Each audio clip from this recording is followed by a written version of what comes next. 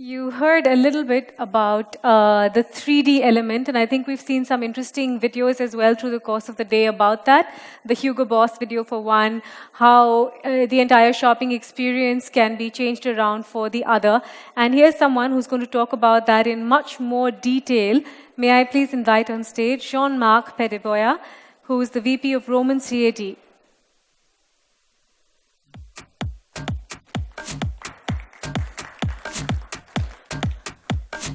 While he's getting mic'd up, I might also want to announce that a white paper on the discussion you just heard is available outside to the left. You can make inquiries if you're interested. Thank you. Hi. Are you going to be walking around when you speak?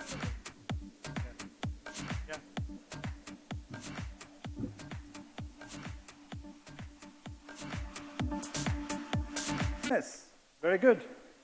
Hey, I feel like in a Shakespeare play here, you know? Very good. So, I'm going to talk to you about what's happening in the footwear industry and to a certain extent to the bag industry. I have named my presentation Make in India to transform India into not only a Make in India but also a design platform, and I will explain how you can achieve that. Why I am in a retail show where we're talking about 3D design. And what I'm going to show you today is not the future. It's something which is happening. And I'm very happy that this morning you saw the Hugo Boss, because as a matter of fact, we are a partner of Dassault Systèmes, and the Hugo Boss presentation that you saw this morning was developed with our software. What are the problems for the brand and what the market is asking? And you will understand that everything will start with the design. The market will put a lot of pressure. For example, you know now consumer will like to understand where the footwear has been manufactured, by which people. They want to have a total transparency about the footwear. There is also a social responsibility involved. And it's fair to say, you know, you have André from the Vivarte group. They are going to have a microchip, SIM card, whatever, embedded within the shoe. Which means, with your smartphone, you'll be able to tell the story about this footwear. So you know all that, because you live in that environment every day. There was a conference a month ago in Chennai about the footwear factory of the future. For us, it's already also there. So we are moving definitively from mass production to mass customization, which means for footwear manufacturer, they have to triple, double, whatever, the number of sample of prototype. So that put a lot of pressure for them, which means they need the right tools to do that. Increasing complexity. You know, if you are in the footwear industry, you know all the different process to produce a footwear. You are talking also with multiple brands. So in the past, if you had few brands to manage, it was pretty easy. Now you have to work multiple brands, different season, different customers. So things are becoming extremely complex. So you need to have clarity. You need to have the right tools. And obviously, in your different organization, some tools are available. No question asked. But you will need to go a step beyond. You need to really be able to answer the market requirement. You need to be able to provide samples. You need to be able to show for the color. You need to be able to do 3D printing and be able to answer.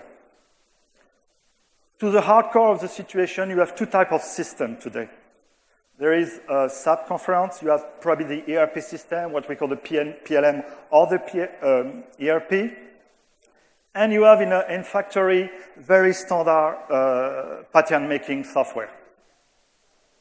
The problem is, if you want to be able to answer to the market requirement, to the consumer requirement, you need to build a complete chain of information. What's happening?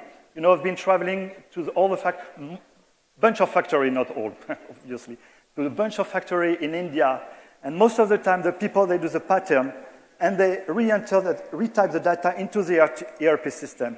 Needless to speak about mistake. So this is not the thing you want to do. And precisely before, we were talking about measurement of people directly in the shop. But if this information are not something which is actionable for the customer, which is delivering comfort, it's useless. And that's where 3D will tremendously help people. 3D, it's about design. It's about the creative world. It's about merging the customer, the intent of the customer, what the customer wants. But it's fine to have, you know, very creative stylists, which are designing footwear that you cannot either manufacture, or which are going to be too expensive to sell. So there is always, it's never white, it's never black, it's always in the middle. So what we are trying to do here is how we can capture the intent of the market and transform that into a product that we can sell. I come up with, when you talk about design, you talk about, most of the time you talk about CAD, 3D CAD. But now technology allows us to do more than that. I'm just using an analogy that you find in the building industry, where now you talk about the building information model, which means when you design your home, you are capable of, you're giving the price, the bill of material, everything is straight from the 3D file. What we have done with ROMANS CAD is exactly that.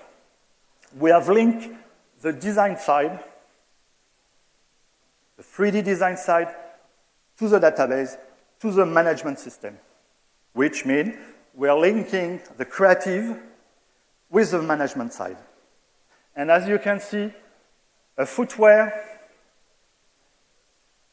is complex in a way. Just for example, you see on the top, it's a last, Wolverine, which has been using our system for the last 10 years. They have decided to implement worldwide our platform. The result, on the last side. As the last maker used to say, the last come first.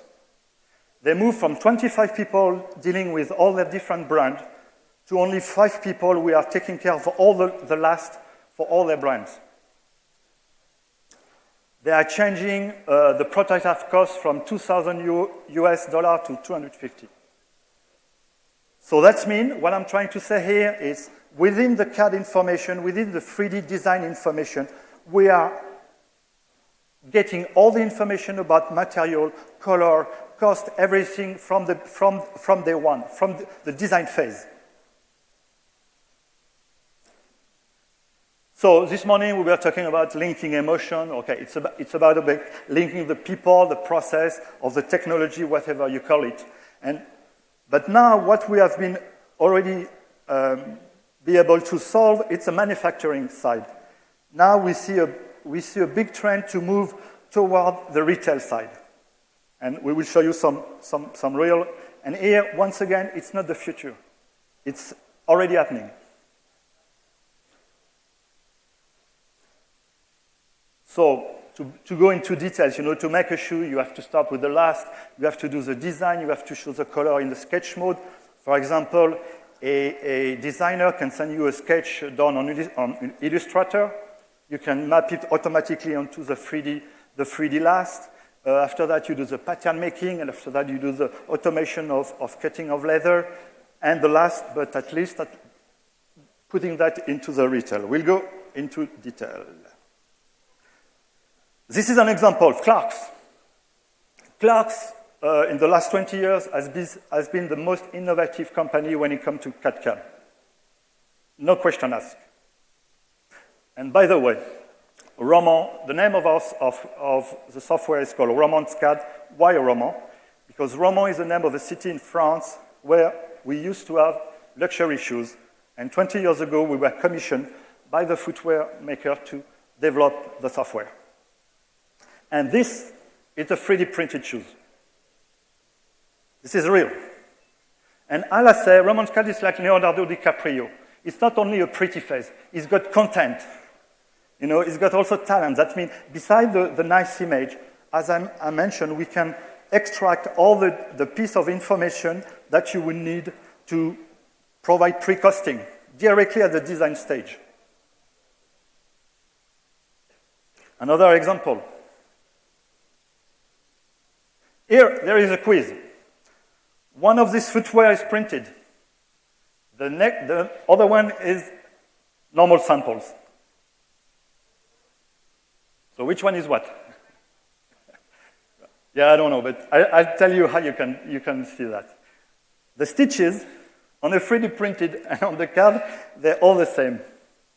When it's a real sample, as you can imagine. Okay.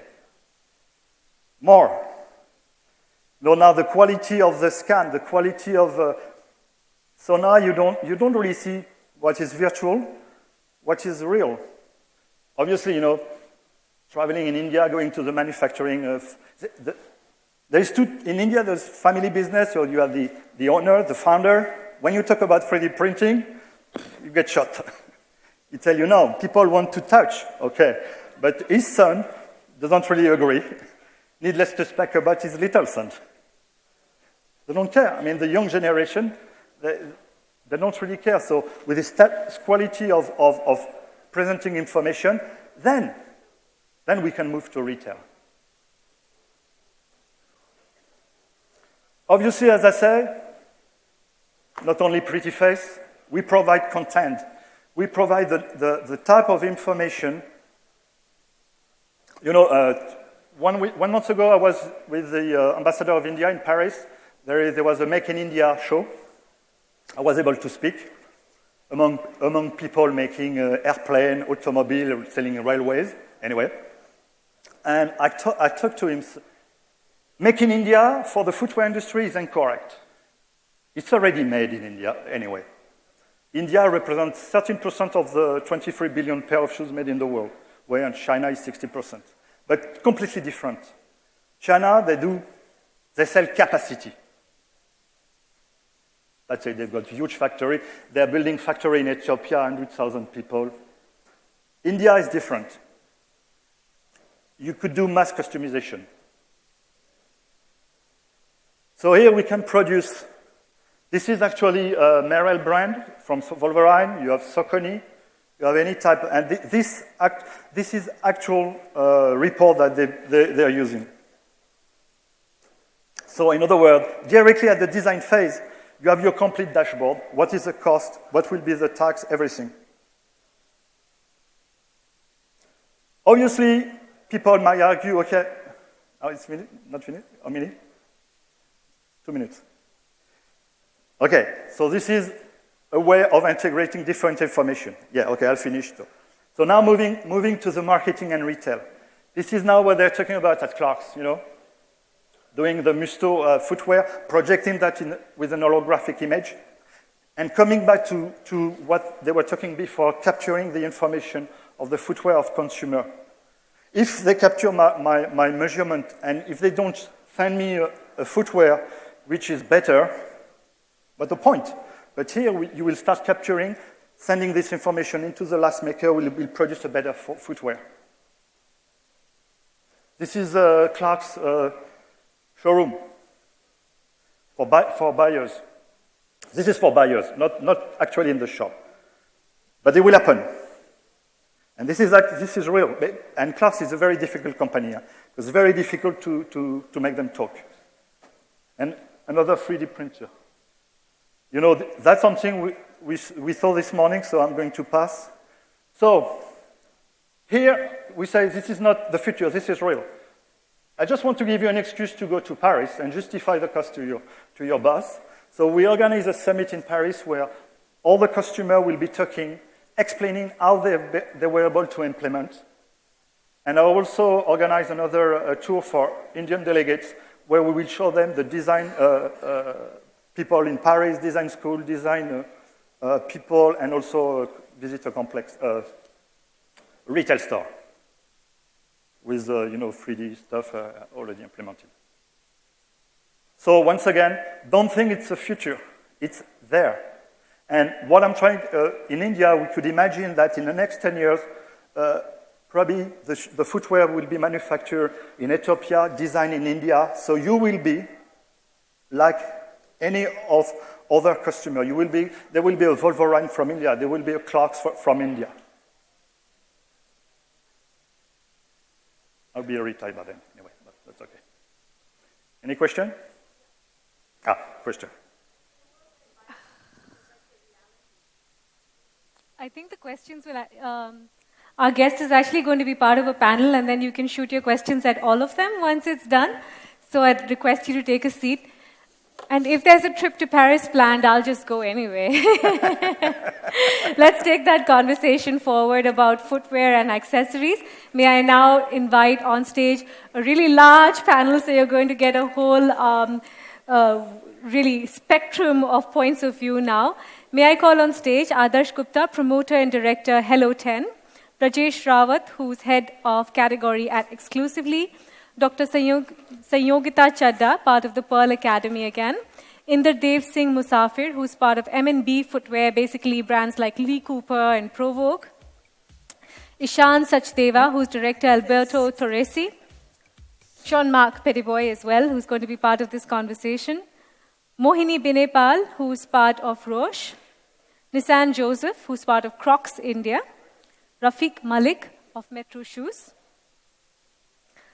Sonita Unadkat, who's part of Urban Shaw London, Swarndeep Singh, who's part of and the MD of Logic ERP Solutions, Yasho Gupta, who's part of the Torero Corp, global licensee of brands like Cross, Police, Cosmopolitan, and of course, intertwining that conversation is Vikas Bagga. He's been driving growth and strategy for top Indian and international brands for 20 plus years. I did a head count. We now have 12 people on stage. It's almost equal to the audience. So it's going to be a long and detailed conversation, and I'm sure there'll be plenty of questions after that. Over to you. You're welcome.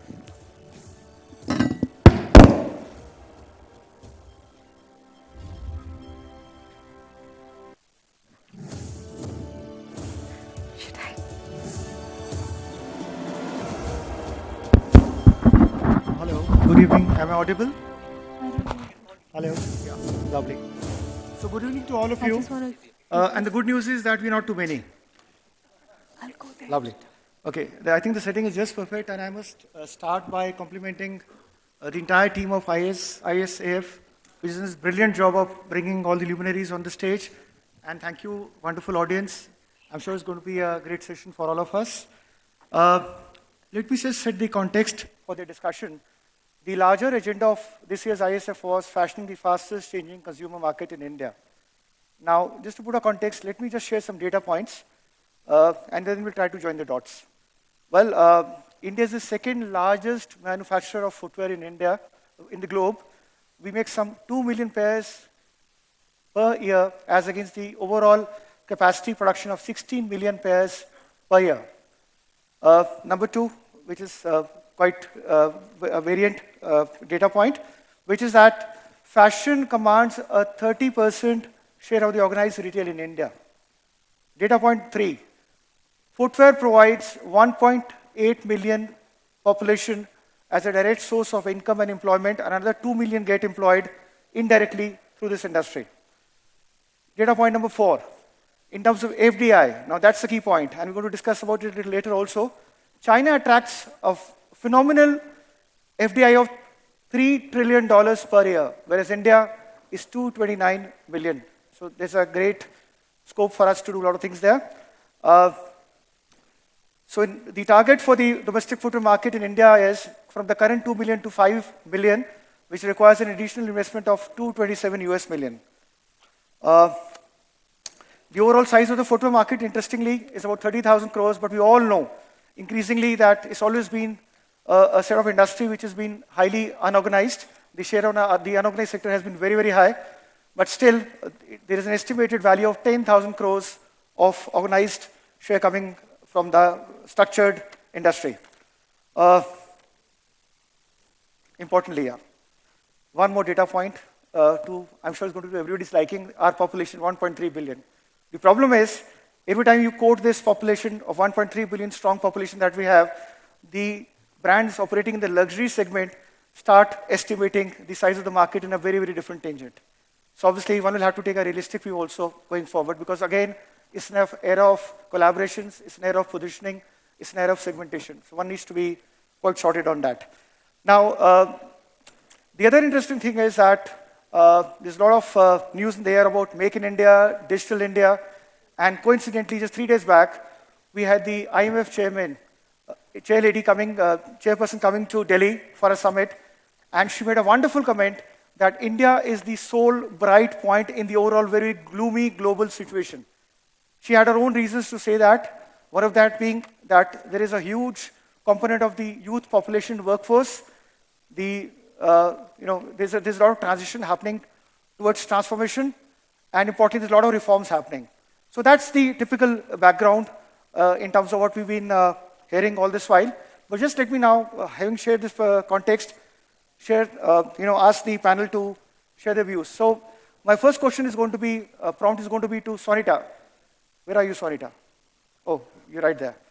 So Sonita is somebody who's been operating out of UK and Europe largely all these years. And Sonita, in your own view and your own experience, is the overseas sector really kind of rocking or it's rocking? What exactly is happening in the overseas sector? Please share your perspective. Thanks, Vikas. I think for me, if I look at FitFlop as a business, globally, it's going from strength to strength. So it's now in over 80 countries. I think the business is growing. Percentage share of the market is increasing for the brand. The number of technologies that they're bringing to market is growing. So I think that is representative of the fact that actually globally the footwear industry is doing well. I think in India we're facing a number of challenges. One of them actually being the fact that India is the second largest manufacturer of footwear, means that there are a number of people, factories that are making counterfeits and copies. So that for us is being a challenge, whereas across the world, that's not the case. So coming to India with something that is a luxury product, we're facing a number of issues. So what is as a plus side, the fact that India is the second largest manufacturer is actually unfortunately working against us in launching and growing the business over here. But for us, for FitFlop as a brand, I think we're going from strength to strength globally, and I think that's reflective of the footwear industry overall. Yeah, that's wonderful. So, Mr. Nissan, you being somebody who's been leading a fashion brand of global repute, the brand itself being available across so many countries in the globe. So what does your sense say in terms of what's happening overseas versus what's happening in India? Is there a lot of buzz about India overseas, and how's the overall overseas sector reacting at this point of time on the retail side? Well, I think globally there's a lot of headwinds going on. You know, Japan's going through a crisis. China has a small implosion.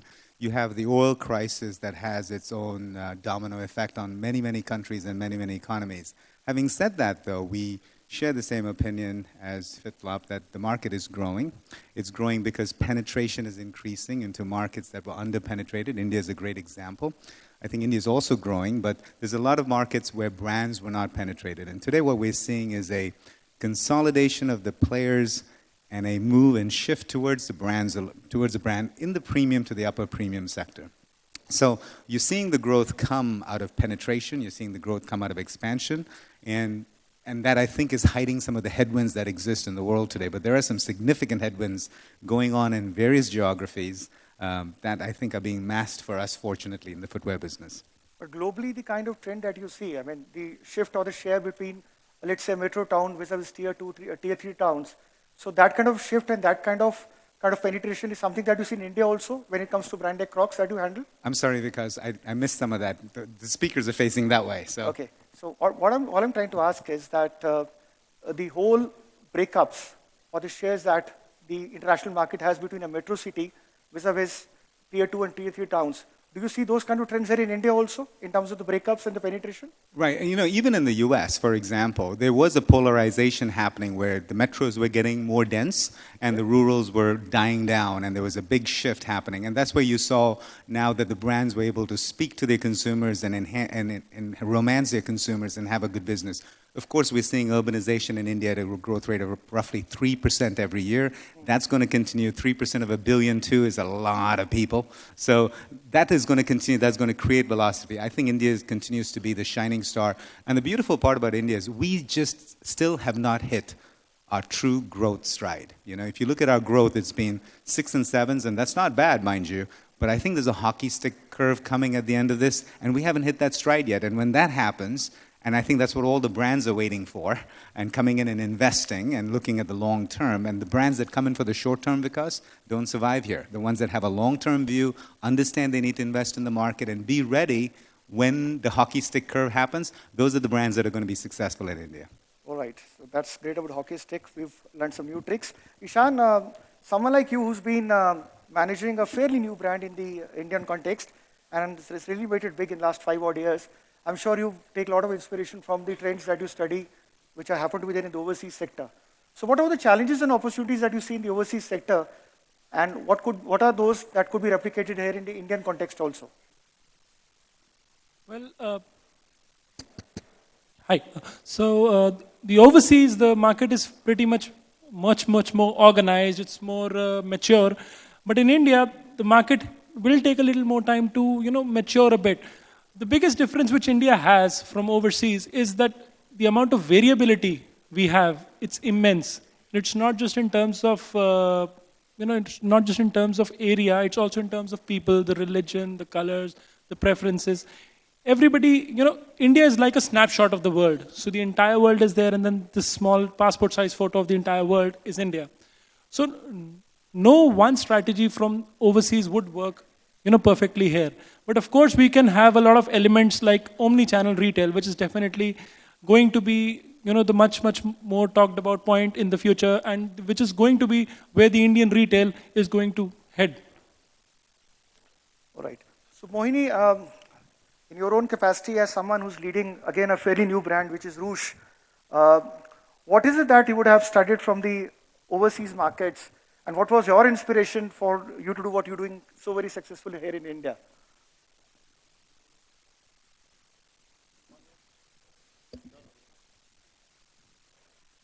So your understanding of the global market and what's been your takeaways?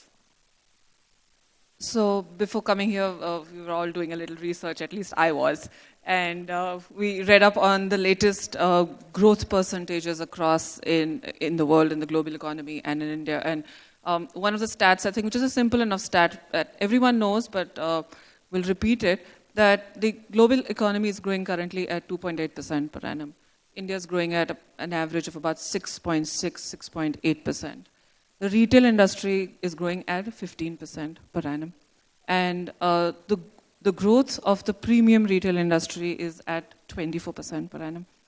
So I think if you have to really see the potential of India today in terms of mid-premium, premium brand, I think the data is absolutely self-explanatory. Coming to what we have taken from the global market and try to incorporate here, I think the first thing I'm going to speak about is consumer behavior. I think that's one thing that I would give my team credit for, that one of the things that we did was we challenged the status quo in the market a little bit. We said that just because things are done in a certain way doesn't mean that there is not an opportunity to evaluate different. And not at all times something different succeeds. But I think if the grounding of something is based on consumer behavior, it works. Which is why in the store is actually built on categories. We have 10 different subcategories, basis, different occasions and buying behavior of customers. We actually commissioned a research in Bombay, Delhi, Bangalore, which we did before we started even the first store. Usually research comes into the life cycle of an organization after they've been around for 2-3 years. Before we started, we did research there. So I think the consumer behavior element of it for us was very important, which is also important internationally. I think the second thing that we borrowed, and borrowed is not the right word, but we thought was applicable in India also, was experience. So you're familiar with Rouge, you know that the two pillars that we stand on is product and experience. Both of them are equally important, so much so that I'll give you a reference of how important they are. In our own stores, if our sales team achieves their revenue targets, if they don't happen to meet the mystery order targets, they don't get the incentive. So it's not a also second ran, also ran. It's equally important for us.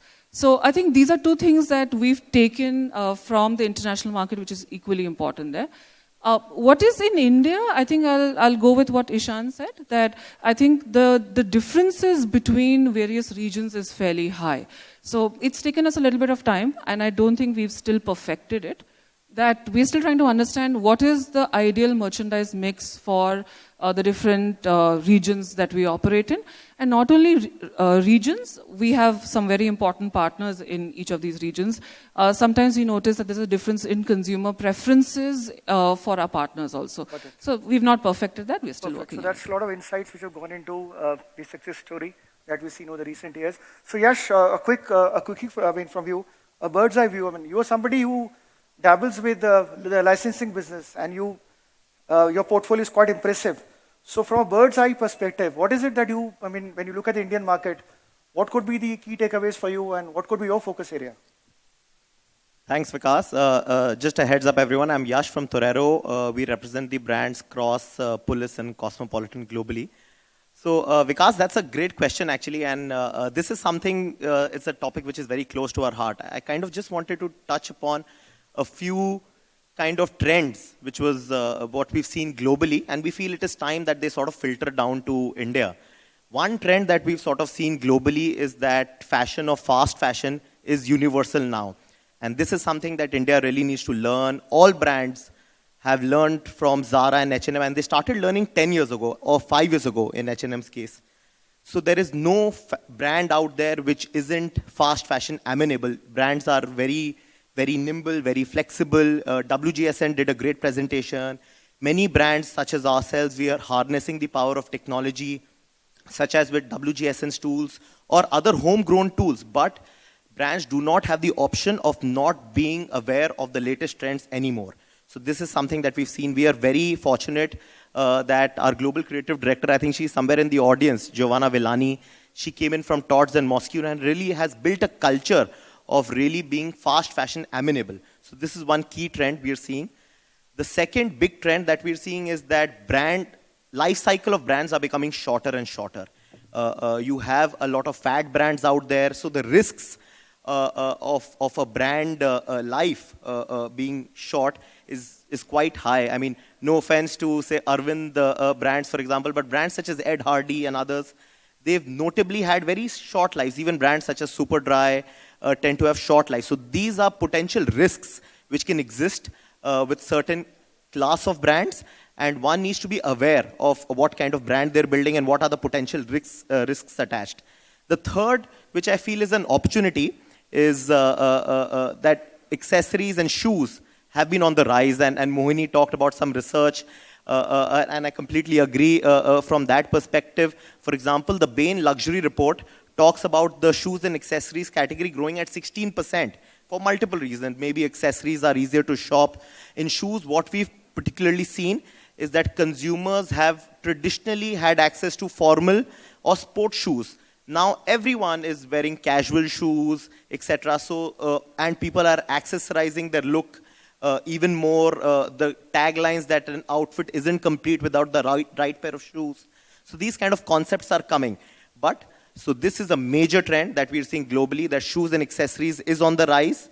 We have not seen that in India as much as we would have liked to see, and considering many among the panel are in the shoe industry, we hope this happens soon. So these are the three key trends I would like to share. Thank you, Yash. Thank you so much. You always made sure that I don't come back to you again. But any which ways, Mr. Rafiq Malik, the absolute pioneer in the footwear industry and the footwear retail. So there have been so many changes that you've seen over your lifespan and your career. Of course, running a very successful chain thus far, and I'm sure it's going to continue those ways. And there's so much that's happening internationally. But in your own experience and understanding, has India finally arrived on the fashion scene in terms of both retail as a sector and fashion as a category? What's your understanding on it, sir? I think you cannot talk about India as one. There are the metro cities that move at a different pace, the tier 2 cities and tier 3 cities.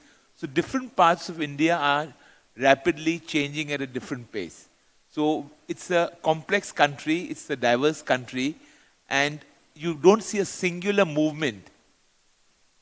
But I think India has adapted and has taken a lot from outside, but it has eventually, within its own borders, evolved a vibrant kind of its own intrinsic fashion, which is very unique to it.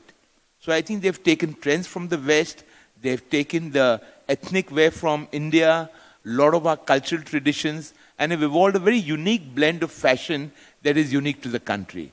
In fact, some of the fashion that we have seen here are being adopted by the West. So there's a trend in the cities, it's quite different. In tier 2s, it's different. But I would say that India is definitely moving. Whether you would call aping the West has arrived, I don't think so. I think we've developed our own trend of fashion, which is quite unique, and I think we should be proud of it. My next prompt would be to Mr. Gupta. Yeah. Now, here is the case where you have a lot of successful brands here in India, made in India brands. A lot of international brands who already made their headway. A lot of retail chains, successful ones. A lot of new ones getting into retail chain. And you've come up with a wonderful concept in terms of Hello 10 being an exciting proposition for the investors and for the retailers. So what is it that really inspired you to get into something which you call as a very unique concept? You see, objective of every business is to make money. And when the interest rates are, say, 12 to 15%, the business should earn at least 18 to 24% profit. But if you look at the present scenario and the trends of the last 5 years, most of the people in the footwear trade, whether manufacturers or distributors or retailers, are not making handsome profits. So the return on investment is maybe less than 12%, in my view. Some companies may be exception. What we have realized is that every business can only be successful when all people associated with the business, whether vendors or maybe our distributors or retailers, makes money. So it has always been a pain to hear from retailers or distributors that because of so many reasons, their business is not earning the money probably they expect to earn. And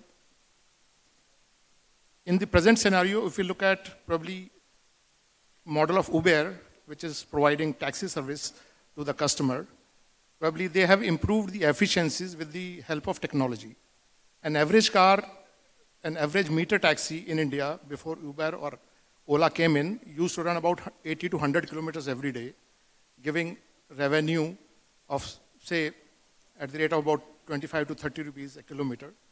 And with the help of technology, Uber and Ola, the same car is doing about 300 kilometers and earning 3 times the revenue to the taxi operator.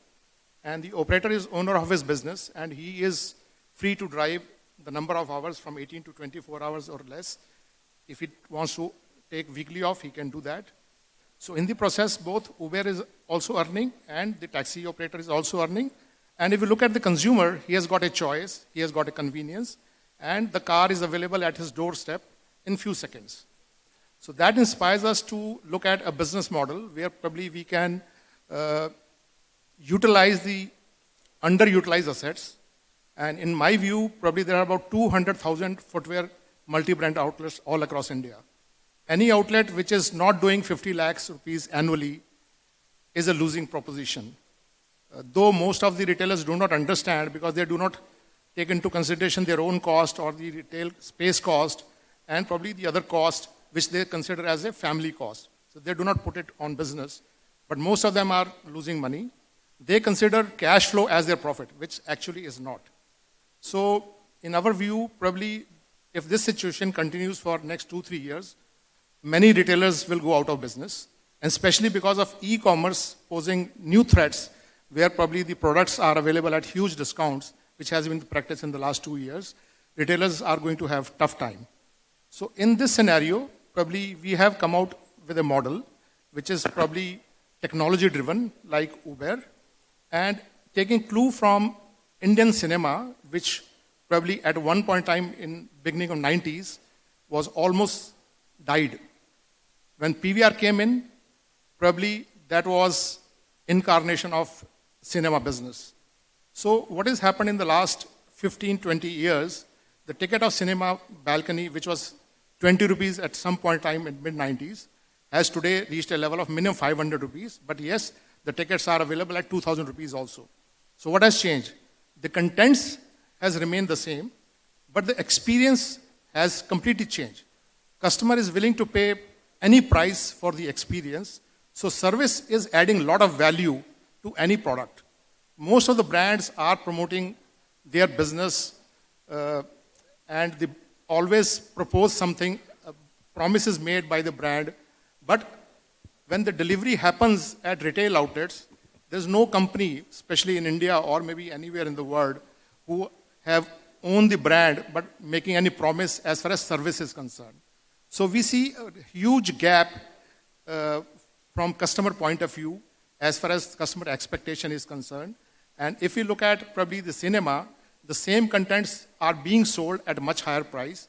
And what has changed? Probably the cinemas, the whole ambience has changed, the whole look and feel of the cinema hall has changed, the technology has changed, the quality of picture, quality of sound, seats have become bigger, seats have become comfortable, tickets can be purchased online, you can plan in advance to go to any cinema, and if it is a multiplex, you have a choice of maybe 8 or 10 screens, so you can choose whatever you like. So similarly, Hello 10 model is inspired from the success or the evolution of cinema, as well as probably the technology-driven business of taxi. Thank you so much. My next prompt is going to be to Mr. Musafir. So you've seen, your mic please. Yeah. 20 plus years of success stories in terms of nurturing a licensee brand, multinational brand, own set of brands, been there, done that, retail, just about everything. And you, somebody who's been watching and looking at the landscape very, very closely, the retail landscape, the fashion landscape. Now, what is it that's really enabled you and the entire company to really hold on to the market? Is the customer insights? Is a very strong hold on the channel partners, your collaboration with the channel partners, a lot of IT that you really put in the organization, huge amount of marketing efforts, or all of that? So, I mean, what's been your experience and understanding?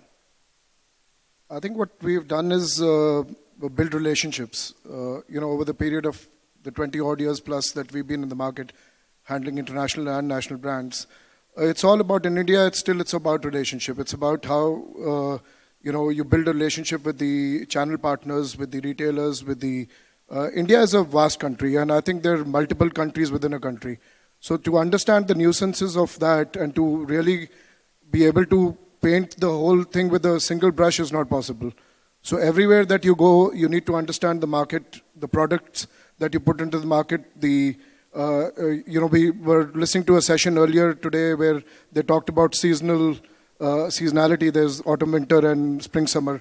There's nothing like that in India. I think in India is led by the fashion in India, or the market, or the sales opportunities are led by various things about the festivals of different states, the cultural differences. So what we've done is we've picked up partners throughout India which are local partners, and we worked with them to give solutions which are local solutions. And everything, whether it is an international brand, whether it's an Indian brand, unless you understand the landscape of India, unless you understand how the relationship building happens in India. Even today, the success of metro shoes is due to the fact that you go into a metro shoe and the manager over there will probably address you by your name. So that's what we Indians are used to. And I think that's an experience of India that is very different than anywhere else in the world. And any brand, whether it is international or whatever, when they come into India, they somehow need to understand this and package their things according to the challenges which are there on the ground in India. And which is what we've done over these 2 decades. And that's what has really kept us going, to be honest. So that's consistency at its best. So Brijesh, my next query is going to be you. Brijesh, you are the only one on the panel who's into pure play online spectrum among all the panelists. And it's, it's quite common to hear these days that the entire market is evolving. The ecosystem is evolving. The online is evolving. We're all learning. You into an online space which is exclusive, curated collections, premium. What kind of scope and what kind of growth do you really anticipate in the Indian ecosystem with that kind of venture that you're heading? Well, growth per se, when we're talking about, I mean, the entire market is growing, whether it's online or offline. Courtesy of online, accessibility to a customer is very high now. Not only within the India, I am seeing from tier 2 cities, I've been hearing and talking to customer when they say, hey, I am buying from Macy's or I am buying from ASOS and they are delivering to my hometown. So probably that is the only thing we are able to access to a lot of customers. That is the one thing which we are seeing it. And growth per se, yes, traction is high. People are seeing this. That's what I think. Okay. So, Dr. Sanyogita, you represent the academic part of it, and you heading the design cell at Pearl across several centers. Now, one of the pain points for the industry all these years has been design. We know we have abundant raw material. We have 10% of the overall cattle population in the country, so good amount of leather. There are FDDIs, there are NFTs, no doubt about that as well. Abundant labor also. But be it exports or be it domestic sector, design per se comes for a lot of reckoning. So what's really happening at the student front, so, in terms of their training and their practical orientation, so they serve as real true assets for the industry as and when they really graduate? What are the key steps that are happening? Hi, Vikas. I think most of the design schools cater to fashion design, and that's actually apparel design. Because I think that is probably the biggest thing happening today. Fashion has become a big thing in India today. I don't think footwear and accessories actually hit that mark as yet. But I think gradually it's becoming a bigger part of our wardrobe. I mean, people buy clothes and they want to buy accessories to go with it. When there's a demand, when the industry starts looking for talent, that is when I think education institutions come into play, and then we kind of plan courses. So we, as Pearl Academy, we have been talking about footwear design for some time. And we have never actually probably met the industry people to understand what kind of people they need. But I think now that the industry itself is clamoring for talent, I think the education institutions will get into action and have courses which also address footwear and accessory, fashion, footwear and fashion accessories. Most of the footwear courses have been very technical courses, leather, dealing mainly in leather footwear. Whereas fashion has changed and footwear has become extremely interesting, very exciting. I mean, Crocs has changed the way you look at casual wear. Sneakers have changed. You look at the wide variety of slippers and sandals that are available all over. I think there's a huge explosion in footwear as a fashion statement. It is not something which is just a utilitarian product anymore. And I think because it's becoming a fashion statement, I think the need for, or the interest for students to want to study footwear design will obviously come in. I don't think anybody wants to study just leather design for footwear. They want to do fashion. So I think that would be something that education institutions would be looking at in the very near future to kind of introduce courses which are geared to the fashion industry for footwear and accessories. Okay. Let's talk a little bit more about design. Mr. Paduboy is here, and he gave an extensive PPT earlier on. Now, you really find a lot of gaps as far as your kind of work is concerned. In terms of 3D, you are an expert on 3D designing. So you really find a lot of gaps here in the Indian market vis-a-vis what's prevalent overseas. You really find a lot of gaps? Well, I guess there are gaps, but you know. Thank you.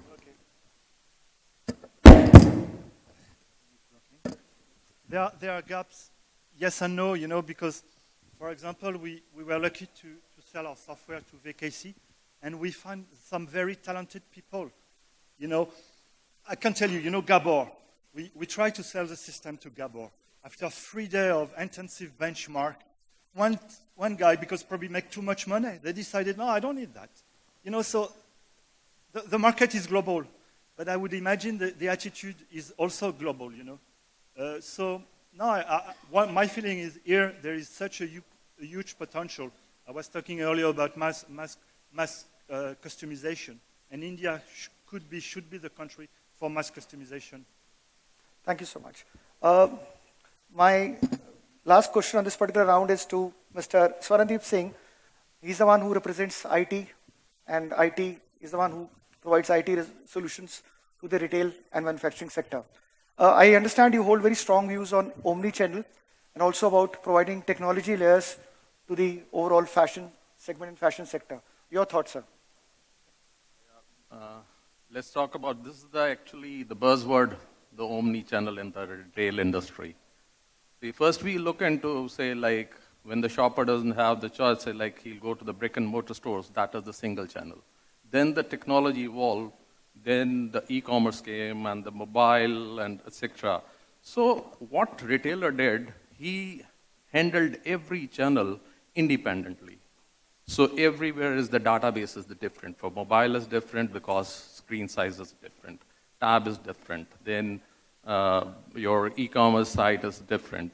So there is a huge, say like your resources are on the toss and disconnect was there because on the every channel, so the person is treated, say like the shopper is treated differently. So the disconnect was there. So to gap that, say to fill that gap, so you need the omni-channel. Now what is the omni-channel?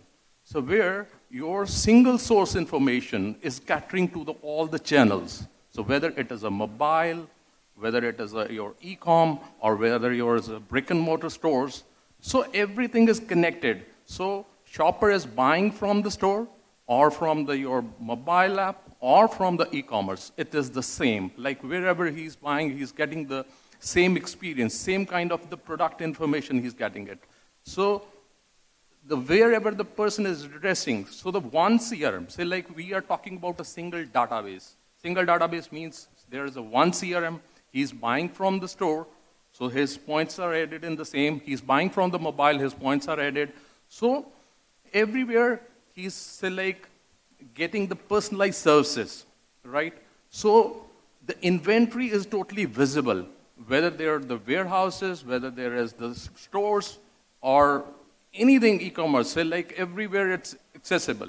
So now this is say like where the customer, today's customer is very, very say demanding. So that's why, so there the omni-channel is filling that gap and they are getting the services from that one. Say otherwise in the retail industry, the people who are not into the omni-channel, it's hard to survive. Thank you. Thank you. Okay, let me now shift the focus of the discussion to the all-time favorite discussion on the Make in India. So there's a discussion and buzz on Make in India. There is Digital India that we're talking about. There's also a lot of buzz on the 100 smart cities that are happening, but what's happening at the ground zero? That is something that needs to be assessed by the industry captains. There's several perspectives to Digital India and Make in India in terms of giving a lot of impetus, just not to the footwear sector, but manufacturing sector in toto, because of the resources that we have in India. So before I get the pure for Indian perspective, let me just ask Solita one more time. This Make in India buzz, when they're overseas and when you hear about all this, does it really make you comfortable? Does it really make you buoyant about India? And you really think that a lot of change is going to be happening at ground zero here in India? Sorry, because I missed that. Does it make me what, sorry? Does it make any wave? Is it making any buzz overseas when you hear about Make in India? I think the Make in India program is actually quite interesting because I think India has a number of fashion-led designs that can be spoken about, which are regional. I think what Make in India, when I look at footwear, what Make in India doesn't have, in my humble opinion, is it doesn't necessarily have the technology. So when I think about the FitFlop that we represent in India, it has a micro wobble board technology. We have a dual technology now. And I think those technologies we don't necessarily have available here in India. What India can help with, and I think what India can actually almost lead the way in, is what they do with the uppers. So the leathers, the sequins, the embellishments. So I think that is something that is quite exciting. But the actual technology side of it, I'm not sure that India's quite there yet. Mr. Malik, again, Make in India is making a lot of buzz, and the government really wants a lot of focus on the manufacturing, footwear, of course, being one part of it. And you, somebody who's been very vocal along with some other panelists in terms of reaching out to the government and the Commerce Ministry in terms of, securing some very, very key incentives for the country. So you really think all of that is really going to be getting actualized now with Make in India really taking a shape? You think those things are going to be addressed now? See, what the government needs to create is really an enabling environment for Make in India to happen. You have raw material availability, but today the synthetics that are available all over the world. You have labor here, but productivity may be low. So unless the government creates an enabling environment, that is going to be the spark that really ignites Make in India. Just talking about it or just taking numbers that we have this, we have that, is the enabling environment, the infrastructure, the taxation, the labor laws. All this is what is going to be important to make the Indian manufacturing industry competitive and invest in technology to upgrade itself. So I think we've begun there, we've started a journey. I think the government should really take it ahead and make sure all the components are in place to make this Make in India initiative successful. There's also a lot of need of cost optimal utilization of resources and partnership between government and the private sector. But one of the pain points which has been there for the industry all these years, and if I can ask Mr. Musafi to answer that, has been the inordinate high excise duties, which really been balking the industry quite a bit across the country. In some ways, one can say it's also a dampener to the footwear industry in terms of what it stands for in the Make in India initiative. That with the GST really getting perennially delayed. So how do you think these commercial aspects, if addressed, can really make a lot of change? So is an excise duty, lowering of excise duty and GST going to be really a game changer when it comes to Make in India program? So let's first appreciate that there's finally a government that's talking about an industrial revolution. Because what's happened is, a country of 1.3 billion people, the only way we can actually feed them is through an industrial revolution. So though we've come across knowledge revolutions, IT revolution, telecommunication revolution and all that, there hasn't been any initiative in the past to really boost the manufacturing in India, which is the good part that the government is actually thinking about it. The real thing is that they don't have a program in place as yet.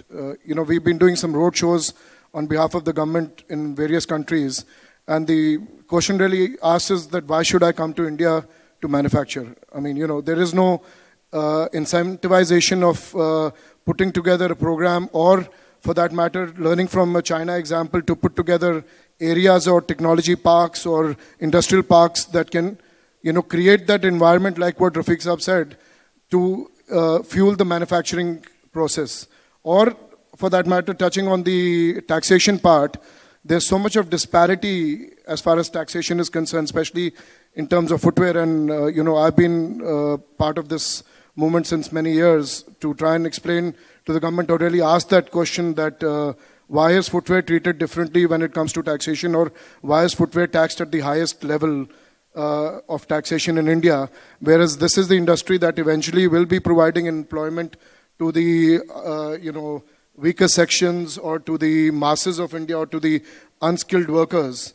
So there is no answer from the government to these things, and they're making this noise about Make in India. So I think that whole thing needs to be put together where we can showcase to the world that India can be a manufacturer to the world. There are obviously all these agitations going on. What we project through media is not a very encouraging situation. So therefore, we have to really create a reason for people, or for that matter, foreign companies to even start thinking about taking India as a serious manufacturing hub, so to speak of. We ourselves as manufacturers are looking outwards. People on this panel and in the audience, there will be several manufacturers who are actually talking about shutting their manufacturing units over here and going into countries like China, Vietnam, or other places. So the government really needs to speak to us that first let's address the issues that we have and create that environment to be able to then go and market ourselves in the world to say that come and manufacture in India. Okay.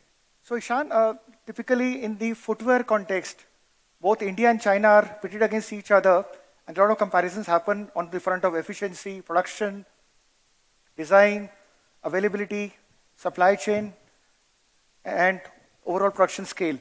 Now, China is typically known to first create infrastructure, then skill the people, and then look for orders, typically in those ways. And you're someone who's into both domestic and exports, and has really seen it firsthand. Now, with Make in India really coming up, you really think all of that changing?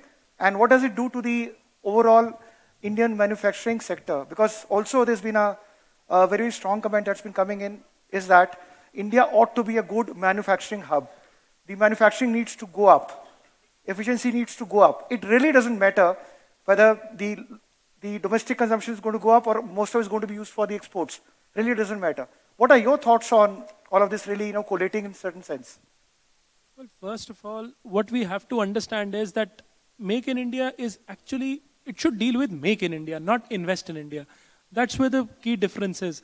You talk about Make in India and the only thing you're talking about is how many people are coming inside and investing. Nowhere is there any talk of somebody from the country having that facility or that environment or that infrastructure to actually go out and translate that. It's got nothing to do with domestic manufacturers. Secondly, as she rightly said, there is no technological import which comes with it. You've seen with Airbuses and everything, they come, they set up their bases, they translate it, they just manufacture, and the technology transfer is never there. So the country doesn't gain from it. So the investment has to be in terms of entrepreneurship, in terms of technology. Then and only then something called Make in India would function. But on the flip side or on the other side, Make in India is definitely a necessity. We've been through all the revolutions, the IT and even the milk revolution for that matter, but we've not gone through the manufacturing revolution. And for any country which has to be sustainable, needs to have a good manufacturing base set up. And that is something which we really, really need. But there are too many legs and too many complexities involved. You've got labor, you've got the government, and you've got the overall attitude of the country towards the manufacturers. Now that is something which has to be taken care of as well. So, but do you really think that the push is for the real now, in terms of the right noises being made, in terms of action points being talked about? I guess finally the noise is being made. That's what the first positive thing is. I think from the 70s onward, Indians have been brainwashed to see that, okay, he's a business owner, he's a factory owner, he's the criminal, he's the villain of the movie. You have to fight against him. That is something which has been so deeply entrenched into the Indian psyche. Now something coming up, something comes up and challenges directly that, it's something very, very positive. And we personally believe that definitely somewhere down the line, this is going to have a good payoff. Okay, lovely. So let's understand and try to take a insight into another perspective of Make in India. We've spoken about manufacturing, we've spoken about product, we've spoken about brand part of it. But my common question to Mr. Gupta and Mohini would be that what is the takeaway as far as Make in India is concerned for the retail part of it, for the retail sector and consumers at large? What is it that we need to understand and decipher out of Make in India? Is there a takeaway for the retail and the consumers per se? Is there anything that appeals to this entire Make in India concept? Can you hear me? Yeah. Yes. If I interpret your question in this way, that there is the concept of Make in India and how does Indian retail take from it? So I think in part that question of how can I get my product at a lower cost? For example, we all know that product prices increase because productivity of labor in India is lower than outside. So I think one of the biggest things for Make in India to be successful is the fact that you need a good base of entrepreneurship to come up in this country. And I think one of the examples to learn from for the rest of the retail industry is actually the e-commerce world. Though a lot of brand owners don't like the e-commerce world too much. But I have to say that what the e-commerce world, what the IT world has done is that it's democratized the opportunity for anybody. Whether you may be educated, you may not be, you may be from a rich family, industrialist family, you may not be. It's democratized the fact that you can tomorrow stand up and say that if I have a good product and I believe that I can solve a problem for a customer, I can make my services available. So I think entrepreneurship for me is very important, that if you have a Make in India concept which you want to popularize on the basis of profitability and success and a good business running, that you need to have a pool of entrepreneurs today who can use technology, availability, low cost, not low cost, but lower cost of product which is related to not necessarily a high cost of labor productivity. So I think the important thing here is that entrepreneurship must be supported. One of the things that I feel very strongly about is forums like this. Yes, we have one India Shoes and Accessories Forum. I think it's very critical that a lot of youngsters, I'm probably the youngest in this forum in Granted. terms of the age Granted. of the brand, not otherwise chronologically. But I think we must be supportive of people who are trying new things, even if they fail. There may be a couple of people who have a good idea, worked for 2 years, and the idea realized it wasn't really, the business plan wasn't really great, and they fail. I think that's okay. I think we must support them. And over a period of time, if it means that at the end of 3 or 4 years, they're able to come out with a good business plan, more power to them, more power to Indian retail. I think failure should be encouraged, and I always say that if you have to fail, fail fast. Don't fail later. All right, Mr. Gupta. So Make in India and then Made in India products going to be liked by the customers at Hello 10. What's your thought? Until 1991, Indian market was a closed market for foreign manufacturers and foreign brands.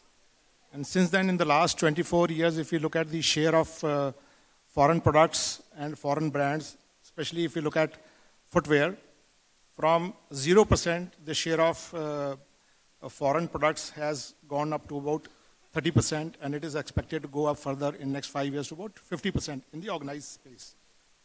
Now, having said that, if you look at probably the availability of product which are made in India or made outside India, most of the foreign brands are producing products outside India and bringing them India. So what is it doing for the country? Now the vision of the present government is that to make India self-sufficient as far as consumer products are concerned, which are labor intensive and which does not involve high technology. Product like footwear and several other FMCG products, even mobile phone, computers, can be made in India. Now, if they can be made in India, why we are not producing them in India? Now, any company, let us say we are based in Haryana, so if our market is Chennai, we would definitely go to Chennai, produce products there and sell in Chennai. So any foreign company who wants to probably sell in Indian market, they have to set up their manufacturing units closer to the market. That is how they can probably bring in efficiency to their business.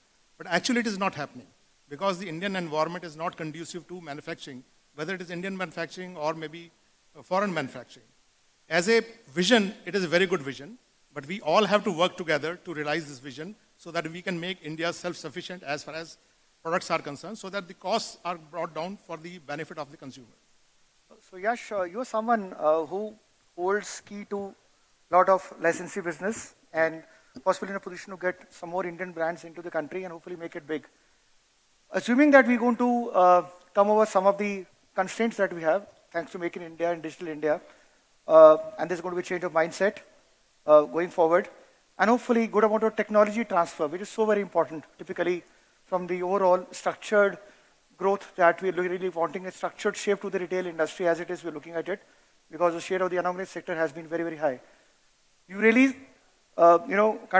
think that going forward, there could be opportunities for those licensee partners who align with you to actually make in India. Absolutely. Vikas, yeah. So absolutely, I think, so basically I agree completely with Rafiq Bhai and that kind of concept that there is a lot of energy around this Make in India initiative. In fact, I could say I could have personally benefited from this Make in India energy, and many brand partners have been keen to partner with us primarily because they are aware that there is a Make in India program. They are aware that India is an emerging destination, not only for producing, but also as a market. In fact, Sonita may know, in London Heathrow right now, the entire Heathrow airport is blanketed by Make in India advertisements. So there's a lot of energy which we can harness, and it is often easier to transfer fashion technology, which is easier, not very capital intensive, brands, intellectual property within India. What we really need is an enabling environment, as Rafiq Bhai had pointed out, and I believe it starts from taxation. Taxation is an issue which needs to be fixed. For example, my pet peeve is the import duty on non-leather materials, which is at 30%. Almost all manufacturers in India manufacture their leather shoes within India, but import the non-leather items. Why does India have a 30% import duty on all non-leather materials? Things such as this, taxation incentives need to drive to incentivize entrepreneurs to physically make in India. Our company, we have been manufacturing wallets, bags, belts for 30 years in India very successfully. Where we're now feeling the roadblock is getting into non-leather items. We feel that India is just not viable for non-leather items. And since the panel, everyone feels that the accessories and shoes business is moving to a more fashion-oriented setup, the government really needs to sort of simplify, reduce taxation to make in India as well as reduce import duty. These things I feel will really help all of us make in India. Yeah. So Mr. Nissan, just taking the whole query forward with you, you're someone who works very closely with your principals. The brand is sold over 100 countries. Does it really, this thought ever strikes you in the current context with Make in India now anyways happening, that you could be in a situation or position to really have a decent amount of stocks coming in a knockdown condition from overseas here into India, and you really, really bundling it together here in India? What it does is two things. A, hopefully lower the prices, although you have a certain positioning without diluting the brand equity. But secondly, as a multinational brand who's been operating in the country for so long, giving something back to the country in terms of employment, in terms of resources, in terms of technology, you think steps like those are also on the cards someday down the line? I think that's a big ask to say give back to the country like we don't. But, here's the thing. I think we're trying to play baseball, and we're not good at baseball. And we say, make in India, we want to play baseball with you guys. Instead of saying, hey, let's change the game and get all the games to be cricket here, right? So I don't think we're competing smart when it comes to Make in India. I don't think we're playing to our strengths. I don't think we are protecting the baby. When we treat multinational companies like Nestle the way we did, we're not protecting that baby of Make in India. When we tax, as many people have said, the crap out of everything that comes in, we're not protecting Make in India. You don't protect things to make them grow. You don't tax your way into prosperity. You don't tax your way into innovation, right? So the concept is not, am I going to ever break down products so we can get around the law? No, we're not. We're going to keep a high standard of production. We're going to bring it in the way we should bring it in as a brand. We need to assure the quality. We're not going to play the games to go around the taxes, right? But I think at the same point, there is a lot of infrastructure needs. There's a lot of things that need to be done. Listen, 41% of India lives under $1 a day, 42% under 100 rupees a day, 42% lives under 200 rupees a day. We got a long way to go to mobilize them. So it's an uphill task, and I think we can all be critical of every effort, and we can be, great Monday morning quarterbacks and say this is right, that isn't right. But at the end of the day, I think we got to start somewhere. But let's not try to play in a field where we're not successful. Let's play to our strengths. And I don't think we've identified this is our strength, this is what we're going to go after, and get after it with a solid plan that protects it and nurtures it and encourages it. Thank you so much. Good to learn about hockey and baseball both, actually. Okay. Now, Sayogita, where does the fashion and retail typically, move from here? From the academic point of view, from the student fraternity point of view, what is the kind of aura that do they carry in their thought process in terms of fashion, retail, all of that really making big in India? What are the thoughts that they carry? So I think Make in India can't be a success unless you actually mobilize students to start becoming entrepreneurs. Someone mentioned entrepreneurship. We're talking about making in India, playing to our strengths. I think India is a very creative country. I think we have a student power which is really strong. Creativity is really high. We have natural resources which can be used to make in India a huge success. And I think it'll happen only if I think we mobilize students to start becoming entrepreneurs. We open up courses for them which help them to kind of come out and take part, produce and manufacture and design these new products. I think if 2-3 institutes start, say, footwear design, and we work with the industry and say, okay, this is what we would like to do, and we co-create with the industry courses, I think Make in India can be a huge success. I think the problem here is industry works on their own, and academia works on its own. I don't think we ever come together for a common cause.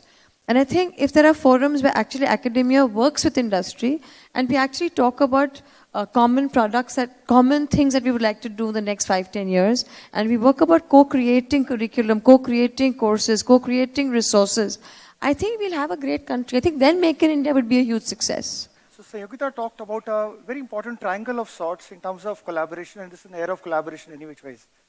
Mr. Peduboy, here is a situation wherein you have academic institutions, whole of corporate, the industry, and specialist people like you. Is that going to be the pitch forward, the way forward in terms of how you're going to be promoting the kind of concepts that you're here to offer to India?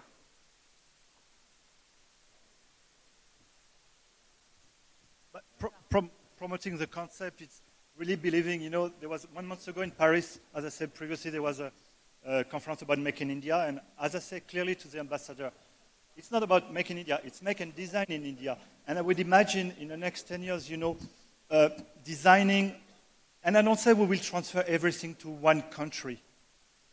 Probably in 20 years' time, Make in India, in France, in the US, will not mean anything. It will be made on planet Earth, probably, and that's why we're doing like Wolverine. They are now implementing our solution worldwide. That means between China, the US, and India, and it will be roll out here in India, they are completely digital. They are completely virtual. So I think if in India play the card right and all the comments were there were exact. And also something I'd like to add, in terms of the footwear industry. I was in Kanpur 2 days ago, and the president of Suri told me that we sold, as I said, the software to VKC, and he told me all the people on the design team of VKC, they're not from the software industry, the footwear industry. They're coming from the IT sector. So what I'm saying here, you have to bring new idea. The young people, they will rock the boat. They will come up with new concepts. They will come up with new ideas. And that's a way that you could meet the demand, the requirement of the new generation. We're just furnishing the tool. The young generation, they will probably challenge us, tell us, hey, go retire because we are coming up with a new generation of software. But as we say in French, c'est la vie. Hein? Right. So, Mr. Singh, here is a situation again wherein talking of Make in India, Digital India, industry hopefully should by and large also be open to accepting the technology layers. But what's been your experience when you reach out to the industry in terms of they really adding functionalities to this entire spectrum to make the whole thing a 360-degree success story? What's been your understanding? Mr. Adarsh told us that the industry is and said like the people are going into the losses. What I'm expecting this year or early next year, so this marketplace, the brand houses, EBOs and MBOs are going to be integrated. So whatever the orders are received online, those will be, say, passed on to the retailers, the respective areas. So the delivery may, say, the very same day or the next day, on the next morning, so which on the lower cost, delivery at the lower cost, which make the sense. But there is the problem, say, like now, the retailer is now, what he's doing, he's unpacking the product and displaying the products and selling it. Now he needs to be trained on how to pick up the products, pack and ship, right? So this is what I'm looking at, and it is a game changer. It is going to change it. So the whole industry, the retailer is also making money, marketplace is making money, the companies are making money. I think that would make the sense to the business. So here is it. The industry has a point of view. The government has a bigger picture in mind. And the stakeholders, all of you put together in this room, have a very, very clear thought process. Everybody wants all these key programs to succeed for very many reasons. Which also means that all of the people sitting on the stage must be having a wish list of sorts because they know the agenda, they know the pain points. So let's hear it from them that would be featuring in their own wish list. And I would then request maybe Amit, ISF, maybe to take a note of it and then pass it on to the authorities at an opportune time. So let me pick up the sequence in which I'm going to be asking about the wish list. Mr. Musafir, first of you, what would be wish list on your part? What is that you like to convey? I've had the same wish list for 20 years. I wish the government rationalizes taxation on footwear.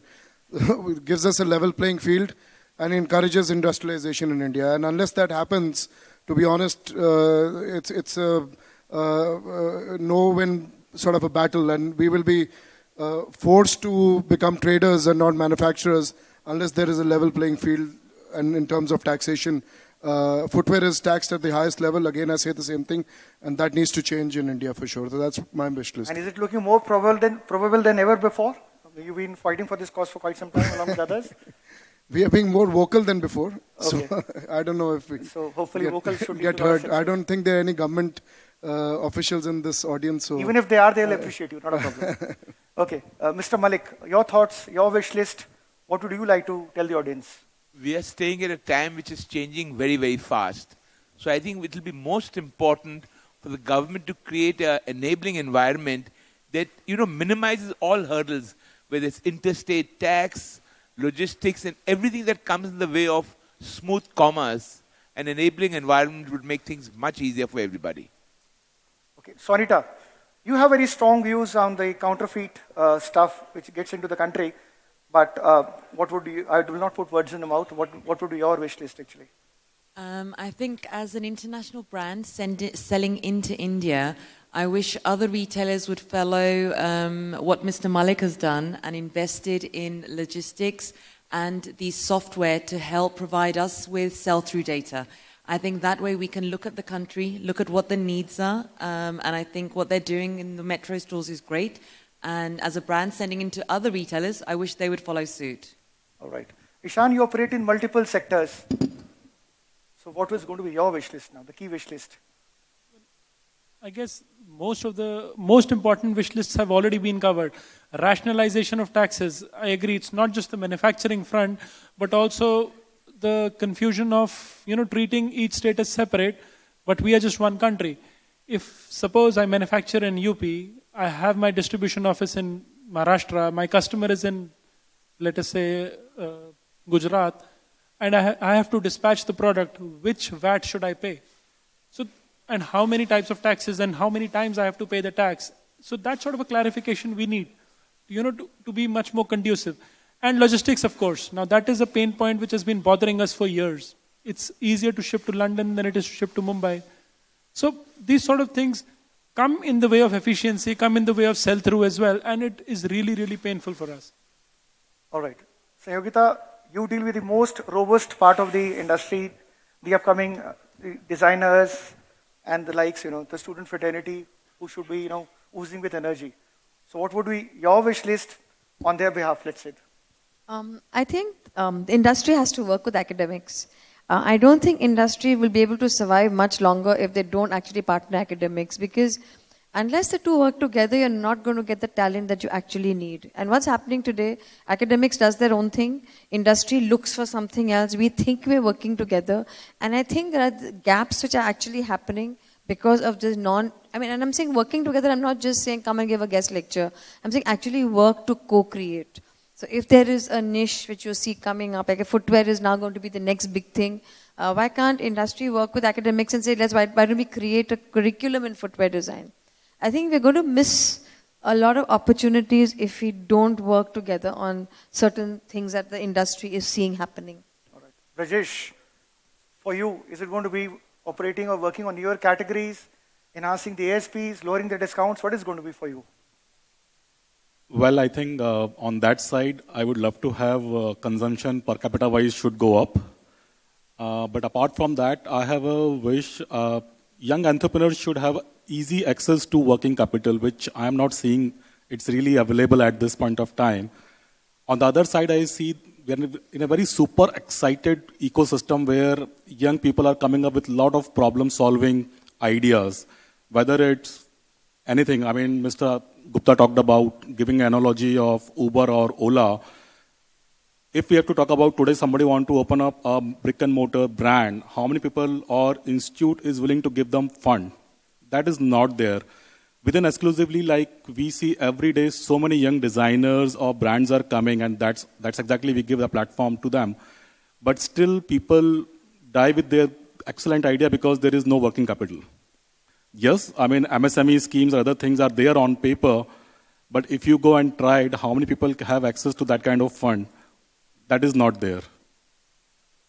All right. Mr. Gupta, your wish list, especially for the investors and the franchisees, I guess. in my view, we should, I think, understand the markets worldwide are under correction.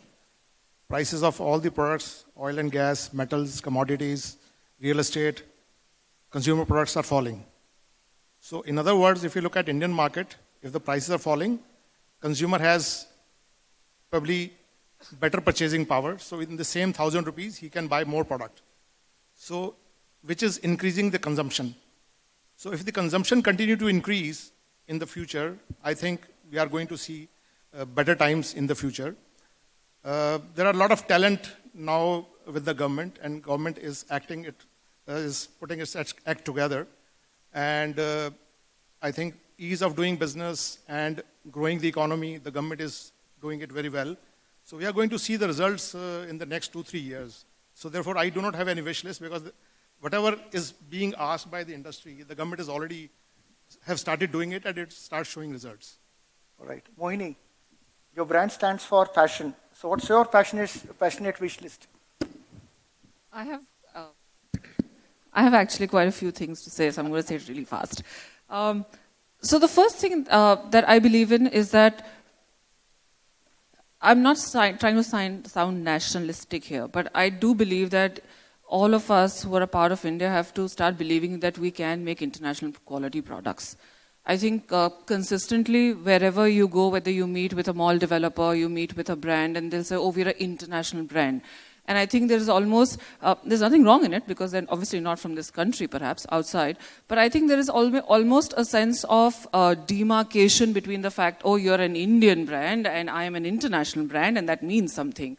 And I think at the end of the day, what it should really mean is quality at the end of the day. So I think if I had to ask for something, I would say that how can the environment enable brands which which start from India, are able to make quality products which are capable of being sold internationally. Now, whether that means working with academia, whether it means taxation, whether it means access to cheaper working capital cost, I would put everything there. So for me, the biggest thing is that we have to believe that we are capable of, we are international. We operate in an international environment. We're just not an Indian brand. We are an international country. So for me, that's very strong. The other thing that I strongly believe in, because I operate primarily in retail, is that I think there's a lot of collaboration which is lacking, perhaps between brands and real estate owners. And real estate owners, I'm going to say perhaps key accounts or large format stores. I think there is mall developers. Sometimes I have experienced a sense of landlordship. We are landowners and you pay me rent. I think the sense of collaboration comes from the fact that if you are in a catchment where perhaps F&B is really important, let F&B go to the ground floor. Or you're in a catchment perhaps where, movies or youngsters, are available in large numbers.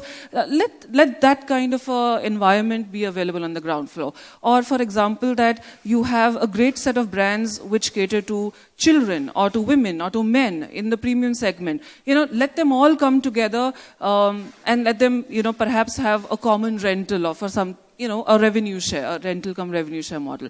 So I think there lies a big scope of opportunity in the retail side. All right. So Yash, the licensor in you, what does he have as a wish list? Quite a few things, but Mohini's covered many of those. Essentially, I feel that we're all doing human service here. Shoes and accessories provides employment to really the poorest of India. You have smartphone manufacturing, you have automobile manufacturing, you have various forms of manufacturing. But I feel really the shoes and accessories manufacturers, the karigars, they really need help. I believe India should recognize that we are building and providing employment to the base, to the base of India. From that perspective, we are being taxed out of business. Rationalization of taxes, the point everyone has mentioned, the enabling environment, which Rafiq Bhai has mentioned multiple times. My wish list specifically would be to eliminate or reduce taxes on raw materials. That is unheard of, especially non-leather raw materials. Everyone is moving towards fashion. India is not a destination for fashion manufacturing and accessories, primarily because there is a 30% import duty. and India will not be, India will remain a manufacturing destination for leather accessories, for leather shoes. But for non-leather, highly fashionable shoes, sports shoes, India is lagging behind. And so my wish list would be the removal of taxes on raw material, non-leather raw material.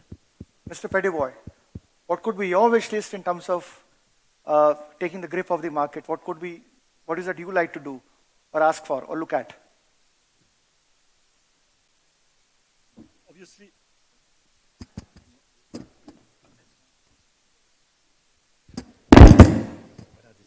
Obviously improve, the number of, youngster moving to the footwear industry, trying to attract designers for all over the world, helping, because you have to be honest, there is a lack of designer in India. And I think, and also make your embassy, your people aware of the footwear, the fashion industry in India. Because at this last meeting in Paris, the organizer came to see me, oh yeah, your talk really impressed the ambassador. And I said, well, okay, it's fine, it's impressed, but I'm talking about this country. And okay, if airplane, Airbus or cars, that's okay. I think the leather industry should really push into, because the vision we have in France or in Europe, for India, it's not really fashion, and I think it's a pity, honestly. Your political people should really emphasize the great future that if you play the card right, you have here. I mean, it's all right. It's my point of view. Mr. Singh, a quickie from you. Your wish list. Yeah, I would like to also talk about the taxes, say initially first. Yeah. Because the taxes, say, like in our industry also, they are putting the VAT also and the service tax also. I don't understand whether they should consider it as a service or a product. So the state government is putting the VAT also, and the central government is putting the service tax also. Thank you so much. So today, which I read in the paper, it's like 10% is the entry tax, right, for the Flipkart and the other people in the Uttarakhand and other things. So that's really bad. Say, like, it should not be done. Say, it is not the pro to the industry. But if there is a way out also, if people start working integrated with all the retailers, so then the hyper-location base, so no need to ship from the other states. So it can be done. So this problem can be solved to the entry tax. Thank you so much. Last 30 seconds to Mr. Malik. Your message to the industry. Here is a heterogeneous set of stakeholders coming from different various backgrounds, in some way connected to the footwear industry. What could be your message to the industry at large? 30 seconds for you, sir. I think it's an exciting industry. There are very promising times ahead. It is complex, it is difficult, it's challenging. It's also something that you get very passionate about because the challenges it presents. So please, however difficult it may sound, take a jump in it. There are exciting time ahead, and I wish you all the best. Thank you so much. Thank you, ladies and gentlemen. Thank you so much. We really overshot our time. I would have loved to host a Q&A session, but I've been told there's a trade-off. Either you get into QA or you get into drinks. So I guess we can have Q&A later, maybe over the drinks, or otherwise, or offline. Please bear with us. Thank you so much, and thank you for your patience. Thank you. Thank you very much. Let's put our hands together for a distinguished panel. Could we have all of you on stage for a photograph? Well, ladies and gentlemen, it couldn't have been more clearly put. It's either drinks or it is Q&A, and I think, well, I know who's going to win. Thank you very much to each of our panelists, Mr. Adarsh Gupta, Mr. Brajesh Rawat, Dr. Sanyogita Chadda, Mr. Inderdev Singh Musafir, Mr. Ishan Sachdeva, Jean-Marc Pettyboy, Mohini Benepal, Nissan Joseph, Rafiq Malik, Sunita Unadkat, Swarndeep Singh, Yasho Gupta, and of course, Mr. Vikas Bagga. Well, ladies and gentlemen, as Mr. Bagga said, it's a choice of drinks or Q&A. What we could do is we could have a balance of both. Why don't you move towards the entrance? The bar is set up. Our speakers, I'm sure, will follow very soon. You could catch them there and have all your questions answered. And then move across very quickly to the lawns, where we have the brand fashion show, India Brand Show, and the India Shoes and Accessories Awards 2016. Have a great evening. of course, may I remind you, we begin at 10:30 a.m. sharp tomorrow morning. So please do be in your seats at 10:15.